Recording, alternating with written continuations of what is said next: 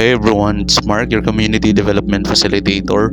For now, wala po sa Caraga. Dito po tayo ngayon sa Iligan City para magrespondi po dun sa malawakang pagbaha po.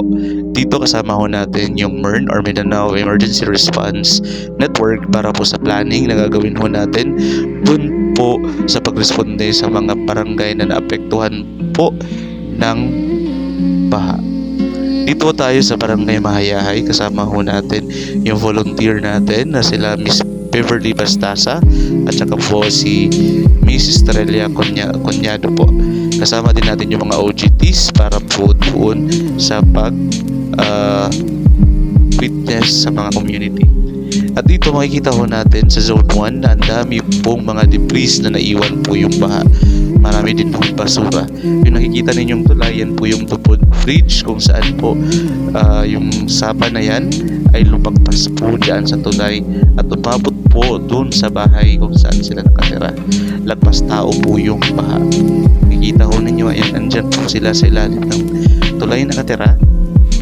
Kasi po pinaplano pa rin yung pag-construct ng flood control na riprap po dyan. Tapos ito ho, makita natin, pinapakita nila na yung bahay nila ay pinasukan ho ng debris at lagpas tao yung tubig. At dito sa nilalakaran ho natin, puro putik-putik pa ho yan. Yung mga assets ho nila ay lahat po ay nasira.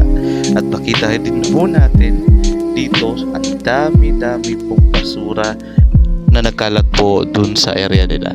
Makikita ho ninyo yung team namin, kami po ay nagsasurvey para makita ho natin yung status ho nila at saka yung malawakang damage na nangyari po sa area nila. Makikita ho natin dito ang dami pong mga ugat po ng kahoy at yung bahay na yan, makikita ho ninyo dyan po yung tubig, lagpas tao ho kung saan makikita ho natin yung community, yung iba ho ay lumalangoy.